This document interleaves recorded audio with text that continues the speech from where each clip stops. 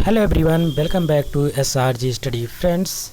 आज हम सब लोग पढ़ने वाले हैं NCERT बुक का EVS चैप्टर नंबर 1 है, कैसे पहचाना चींटी ने दोस्त को। दोस्तों, आपको पता है इस बुक का नाम है आसपास, और ये आपके परीक्षा पॉइंट ऑफ व्यू से बहुत इम्पोर्टेंट है, खास करके सीटेट और जितने भी शिक्षक एग्ज़ाम होते हैं उसके लिए बहुत ही इम्पोर्टेंट है। तो यदि आप चैनल पर नए हैं तो चैनल को सब्सक्राइब कर लीजिएगा, क्योंकि इसके जितने भी वीडियो हैं, जिसके जितने भी सॉल्यूशन हैं, सब यहाँ पे आपको मिलने वाला है एक एक करके। तो आज ही चैनल को सब्सक्राइब कर लीजिए और लाइक कर दीजिए वीडियो को। आइए शुरुआत करते हैं सबसे पहले प्रश्न से। प्रश्न नंबर 1 में पूछा जा रहा है, क्या तुम्हारे साथ कभी ऐसा हुआ है? प्रश्न नंबर 1 है, तुम स्कूल के मैदान में बैठे खाना खा रहे हो, चील आकर फुर्ती से तुम्हारी रोटी ले गई। तो ये पूछ रहा है आपसे, क्या कभी आपके साथ ऐसा हुआ है? अगर ऐसा हुआ है तो आपको उत्तर में क्या लिखना है? हाँ, ऐसा हुआ है। ठीक है। सेकंड प्रश्न है, तुम एक सोए हुए कुत्ते के पास से गुजरे और झट से उसके कान खड़े हो गए। ये तो सबके साथ हुआ होगा, तो इसके उत्तर में अभी आप लिखेंगे हाँ, जब भी मैं सोए हुए कुत्ते के पास से गुजरता हूँ तो उसके कान खड़े हो गए हैं। प्रश्न नंबर 3 है, खाते समय तुमसे कुछ मीठा ज़मीन पर गिर गया और कुछ ही पल में वहाँ चींटियों का झुंड इकट्ठा हो गया। ऐसा अक्सर सबके साथ होता है, तो आप भी इसमें लिखेंगे हाँ, मीठा गिरते ही कुछ ही पल में वहाँ चींटियों का झुंड इकट्ठा हो जाता है। बिल्कुल बात सही है। प्रश्न नंबर 3 है, खाते समय तुमसे कुछ मीठा ज़मीन पर गिर गया है और कुछ पल में चींटियों का झुंड। सेम क्वेश्चन रिपीट हुआ है। अब आगे हम लोग बात क्वेश्चन में देखते हैं। अगला क्वेश्चन है, सोचो और बताओ। यहाँ पे आपको सोचना और बताना है। प्रश्न नंबर 1 है, इस चींटी को कैसे पता चला कि सामने वाली चींटी दूसरी टोली की है? तो आपको उत्तर में लिखना होगा, हर जानवर में एक विशेष तरह की गंध होती है। ये पॉइंट आपको नोट डाउन करना है। हर जानवर में क्या होती है? एक विशेष तरह की गंध होती है, जिससे इस चींटी को पता चल गया कि सामने वाली चींटी दूसरी टोली की है। प्रश्न नंबर 2 इसमें पूछ रहा है कि पहरेदार चींटी ने इस चींटी को कैसे पहचाना? उत्तर में लिखेंगे, पहरेदार चींटी ने एक विशेष प्रकार की गंध के कारण इस चींटी को पहचान लिया। ठीक है। तो दोस्तों, आपको पता है जो चींटियाँ होती हैं अपने साथ क्या करती हैं? गंध छोड़ती हैं, जिससे उनकी टोली के लोग उससे उनको पहचान लेते हैं, या दूसरा टोली के लोग अगर इसमें कोई घुस जाते हैं तो उनको भी आसानी से पहचान लेते हैं। अगला प्रश्न है, करके देखो और लिखो। प्रश्न नंबर 1 है, इसमें चीनी के कुछ दाने डालो, गुड़ या कोई मीठी चीज़ ज़मीन पर रखो, अब इंतज़ार करो चींटियों के आने का। अब देखो चींटी कितनी देर में आई, आपको पहले ध्यान रखना है। क्या सबसे पहले एक चींटी आई या सारा झुंड इकट्ठा आया? चींटी खाने की चीज़ क्या करती है? तो ध्यान रखना है, ये सब आपको अवलोकन करना है। इस प्रकार से इसको करके सीखना है। अगला प्रश्न है, वे उस जगह से कहाँ जाती हैं? आपको ध्यान पूछ रहा है कि वे जो होती है, जो अपना मीठा चीज़ ले लेती है, तो उस जगह से कहाँ जाती है, इसके बारे में भी अवलोकन करना है। उसके बाद यह ध्यान में रखना है, वे एक दूसरे के पीछे कतार में चलती हैं, तो उसके आपको अवलोकन करना है। फिलहाल आपको करके देखना है, लेकिन इसके उत्तर यहाँ पे दे रखे हैं, तो उसके उत्तर में आप यहाँ से लिख भी सकते हैं, कुछ ही पल में वहाँ चींटियों का झुंड क्या हो जाता है? इकट्ठा हो जाता है। सबसे पहले एक चींटी आई, फिर धीरे धीरे झुंड आया। चींटी क्या है? खाने की चीज़ों को अपने बिल में जमा करती है। वे उस जगह से अपने बिल में जाती हैं और वे उस जगह से बिल में ले जाती हैं।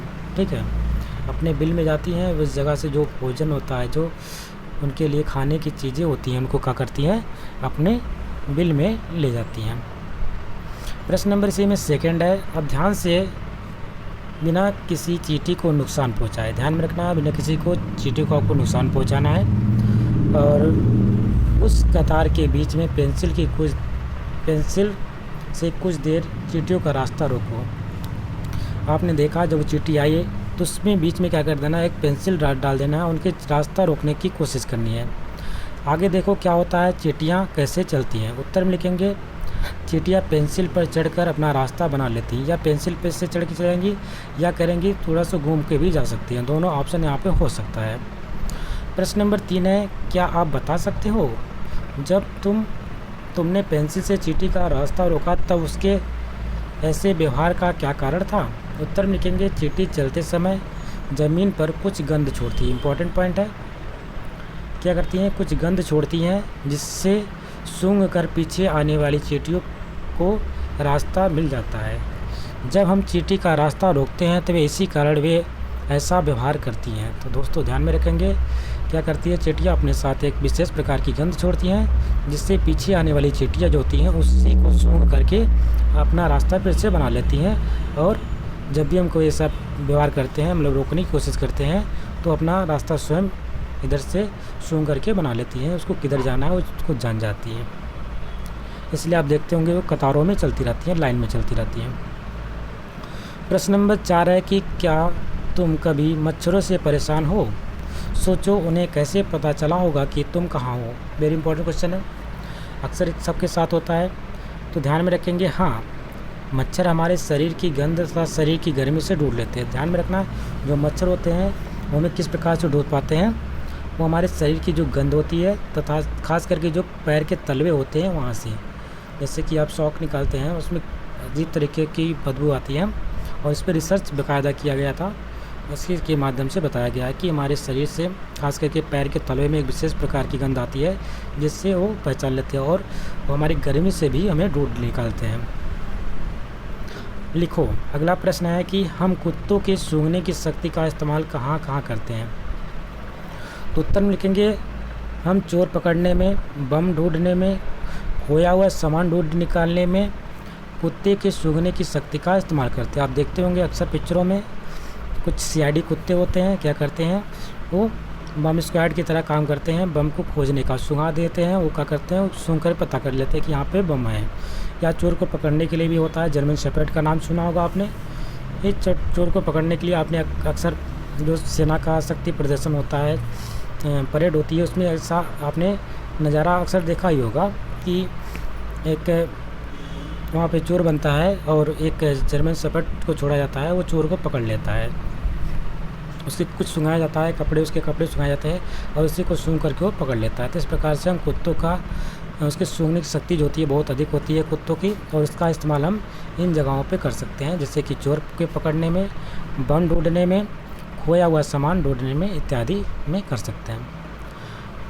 प्रश्न नंबर नेक्स्ट है, किन किन मौक़ों पर तुम्हारी सूंघने की शक्ति तुम्हारे काम आती है। इस आपके बारे में पूछ रहा है कि कौन कौन सा ऐसा मौका होता है जिसमें तुम्हारे सूंघने की शक्ति तुम्हारे काम आती है।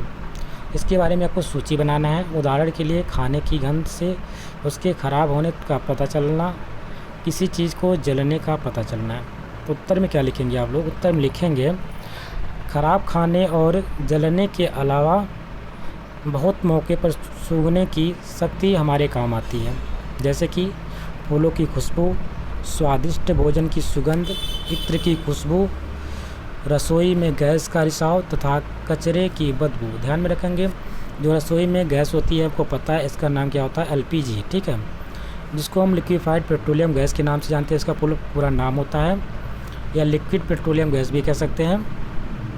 और इसमें एक विशेष प्रकार की, जैसे कि आपको प्राकृतिक गैस में कोई सुगंध नहीं होती, लेकिन उसमें एक विशेष प्रकार की सुगंध मिलाई जाती है, इसको हम कहते हैं मेथिल मरकैप्टन, ठीक है। ध्यान में रखेंगे इस नाम को, मेथिल मरकैप्टन।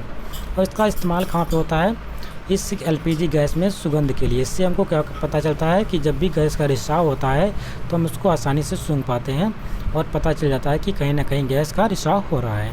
इस प्रकार से हम अपनी सूंघने की शक्ति का इस्तेमाल इन सब जगहों पे कर सकते हैं। आप और भी जहाँ पे करते हैं उसके बारे में भी लिख सकते हैं।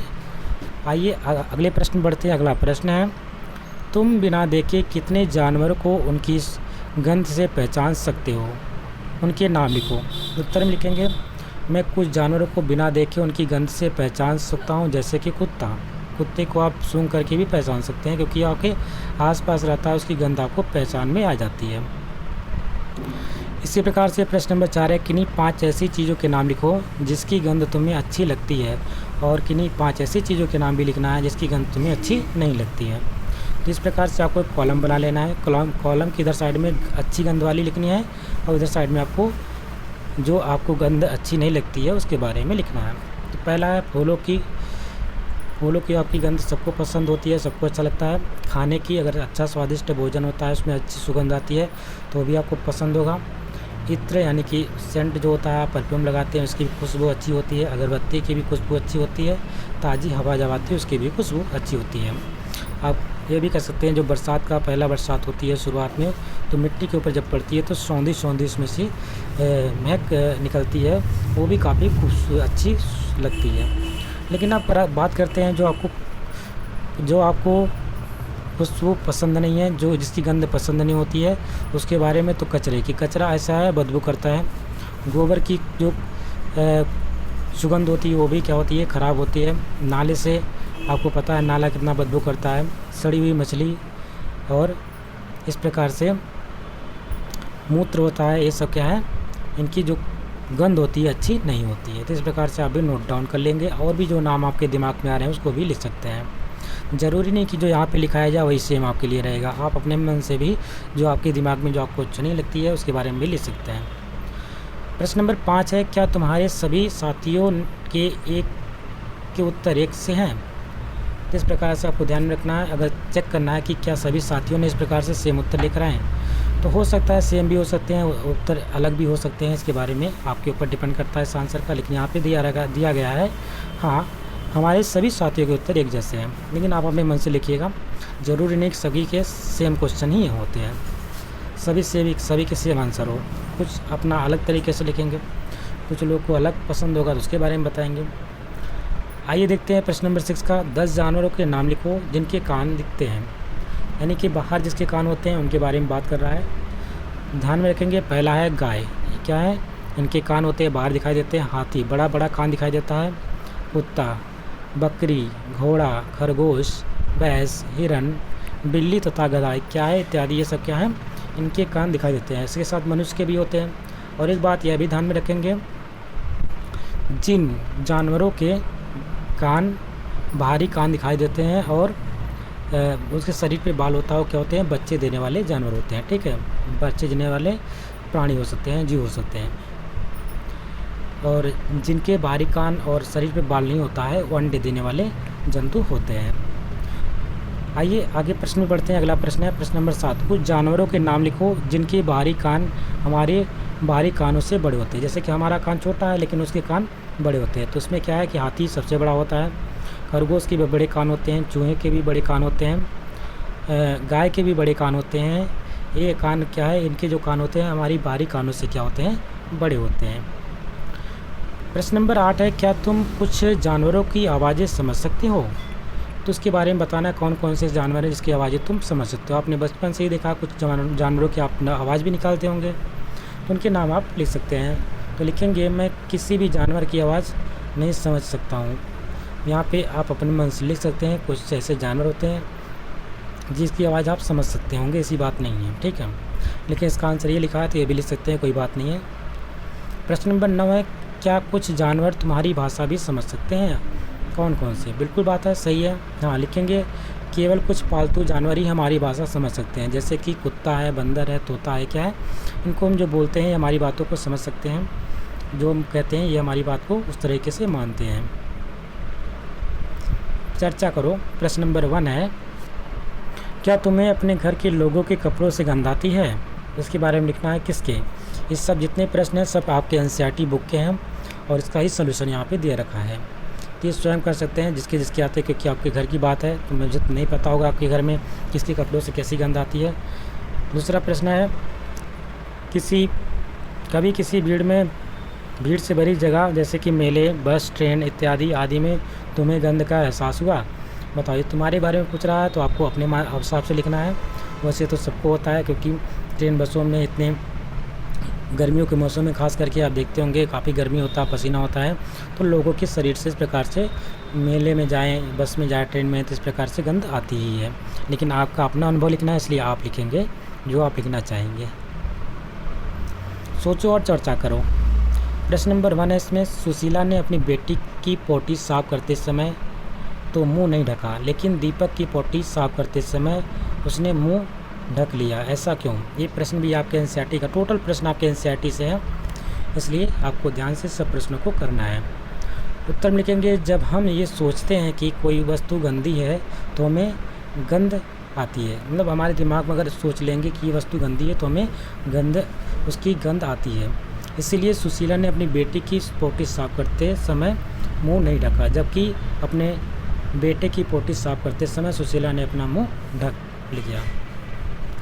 तो ध्यान में रखेंगे, जिस चीज़ को हम गंदा मानेंगे तो हमारे लिए गंदगी से गंदी होती है, अगर उसको हम अच्छा मानेंगे तो हमारे लिए अच्छी भी होएगी, उसमें से गंद भी नहीं आएगी। क्योंकि आपको पता है जो कूड़े बीनने वाले होते हैं उसी कचरे में 2-3 3-3 घंटे आप कूड़े बीनते हैं, तो उनको उस प्रकार से गंद नहीं सुना है, क्योंकि उनके अपने दिमाग को उस प्रकार से कंट्रोल कर ले गए हैं, तो उस गंद को उतना नहीं महसूस कर सकते। लेकिन हम अगर उधर से गुजर भी जाएँ तो हमें लगती है इतना ख़राब गंद आ रही है। लेकिन आप भी जब इस प्रकार से धीरे धीरे उस अगर एरिया में रहने लगेंगे तो आपको भी उस गंद का एहसास नहीं होगा, क्योंकि हमारा दिमाग उसके अकॉर्डिंग ढल जाता है। आइए अगले प्रश्न में बढ़ते हैं। अगला प्रश्न है, जब तुम कूड़े के ढेर के पास से गुजरते हो तो वहाँ की गंध तुम्हें कैसी लगती है?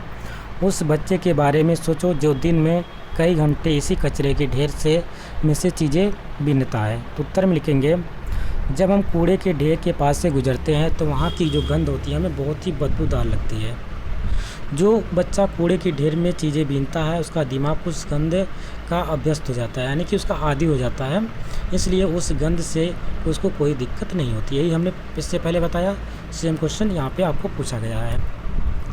आइए बढ़ते हैं अगले प्रश्न की तरफ। अगला प्रश्न है, क्या गंध का अच्छा या बुरा होना सभी के लिए एक जैसा होता है, या इस पर हमारी सोच का असर भी पड़ता है? उत्तर में लिखेंगे, अच्छा गंध सभी को अच्छा लगता है तथा खराब गंध सभी को खराब लगता है, परंतु सोच का भी इस पर असर पड़ता है। गंध का अगर हम सोच लेंगे, अगर जो खराब चीज़ है अगर हम सोचे गंदी नहीं है तो हमको उसका असर हमारे ऊपर नहीं पड़ेगा।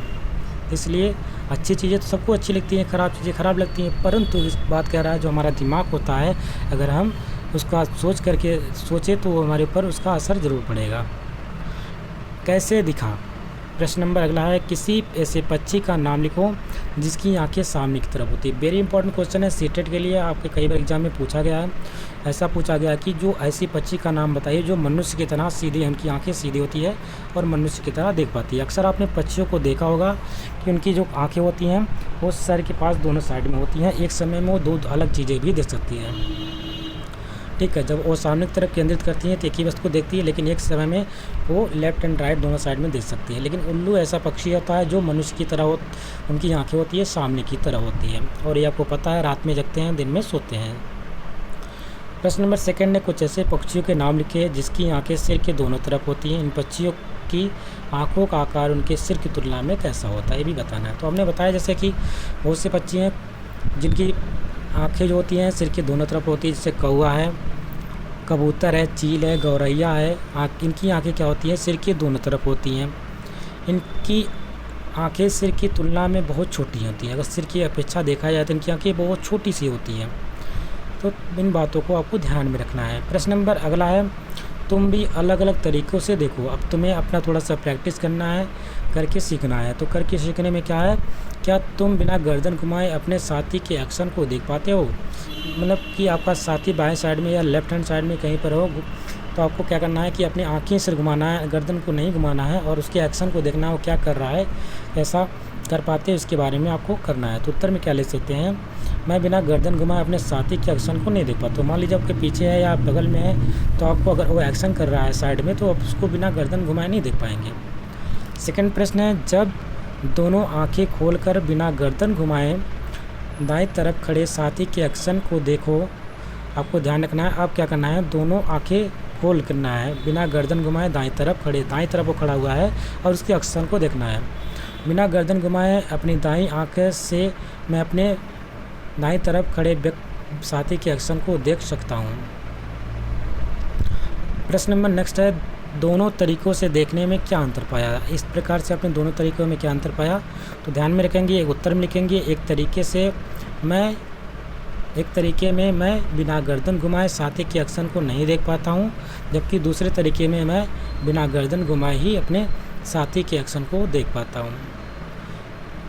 प्रश्न नंबर 4 है, अब गेंद का छोटा सा सिक्का लीजिए, उसको उछालकर पकड़ने का खेल खेलो। एक बार दोनों आंखें खोलकर, एक बार एक आंख बंद करके।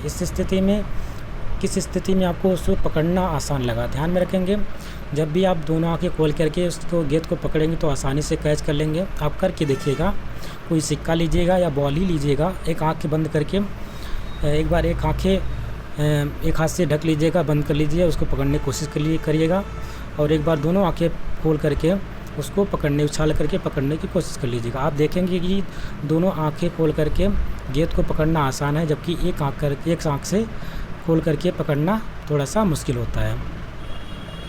प्रश्न नंबर 5 है, सोचो अगर पक्षियों की तरह तुम्हारी आंखें तुम्हारे कान की जगह होती, जैसे कान आपका है लेफ्ट एंड राइट, वहाँ पे अगर आपकी आंखें होती तो तुम ऐसा क्या क्या काम कर पाते जो अभी नहीं कर पाते हो? उत्तर में लिखेंगे, अगर पक्षियों की तरह हमारी आंखें भी हमारे कान की जगह होती तो हम बिना गर्दन घुमाए चारों तरफ क्या कर सकते थे? देख सकते थे।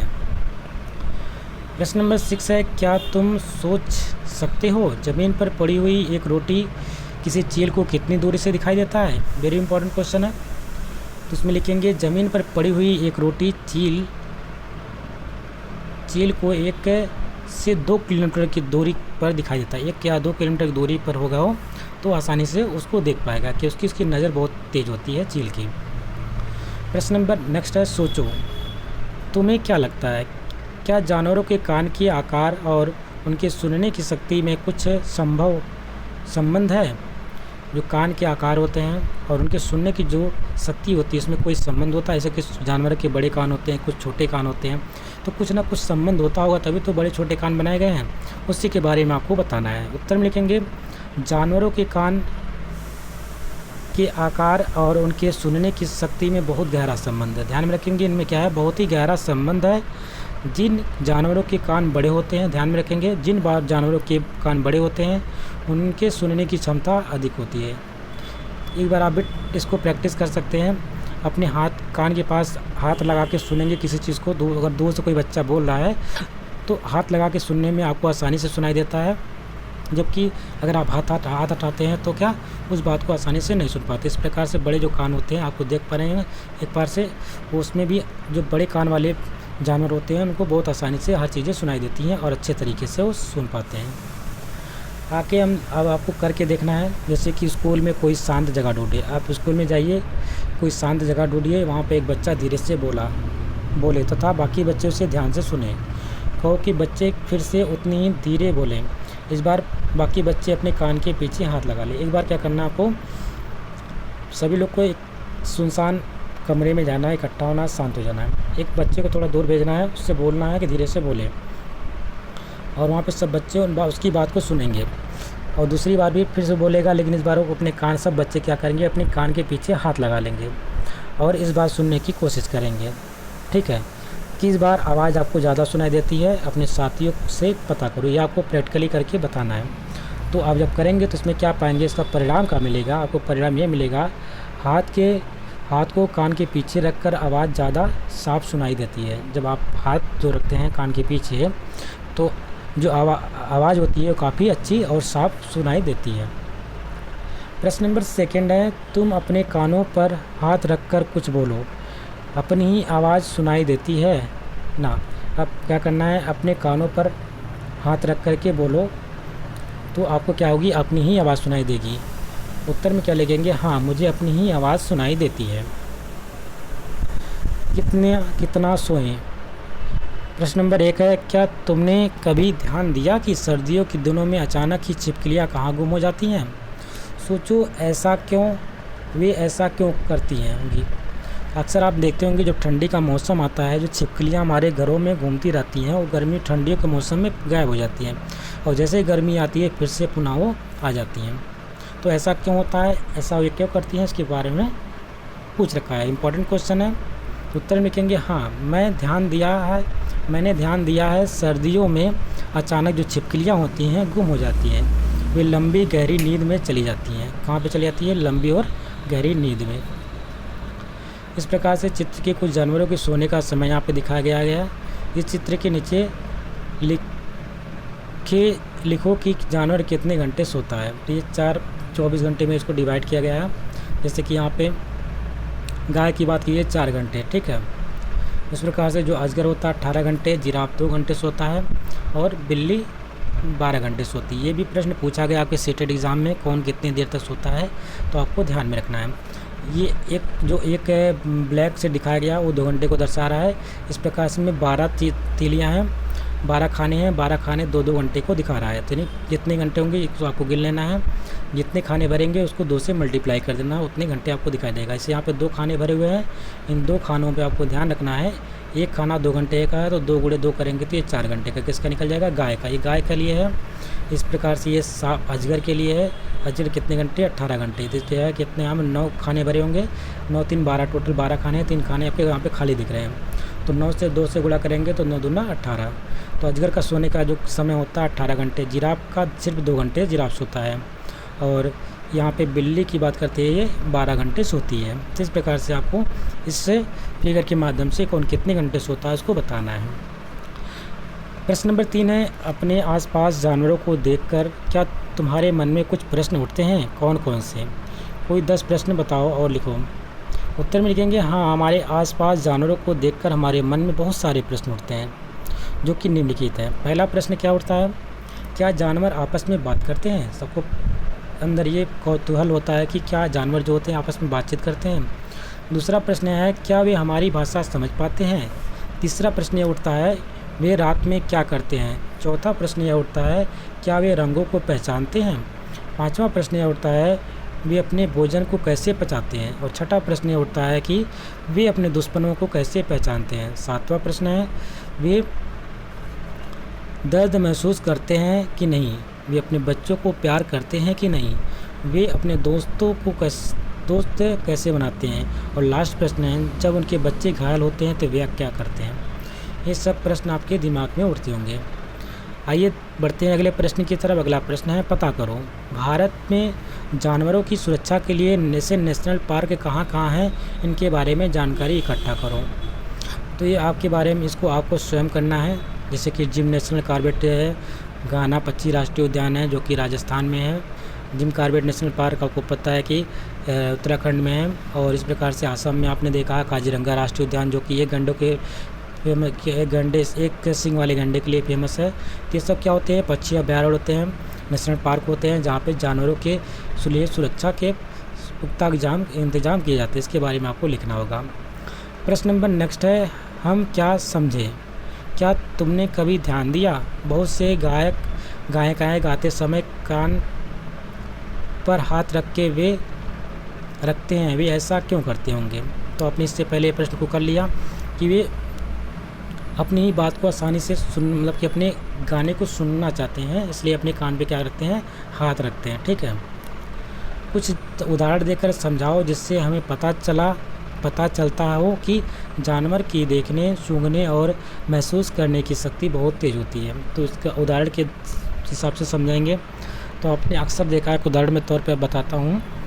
आपने अक्सर देखा हो रात के समय में जो कुत्ता होता है, अगर आप बाइक या साइकिल या कोई कार जाती है तो उसके पीछे वो भौंकते हुए दौड़ते हैं। तो वो ऐसा क्यों करते हैं जानते हो? क्योंकि उसको अक्सर आप देखते होंगे जो कुत्ते होते हैं वो अपना टांग उठा करके गाड़ी के टायरों पर पेशाब कर देते हैं। जब वो गाड़ियाँ दूसरे एरिया में घुसती हैं तो कुत्तों का भी अपना एरिया बटा रहता है। इस प्रकार से बाघ का भी अपना एरिया बटा रहता है।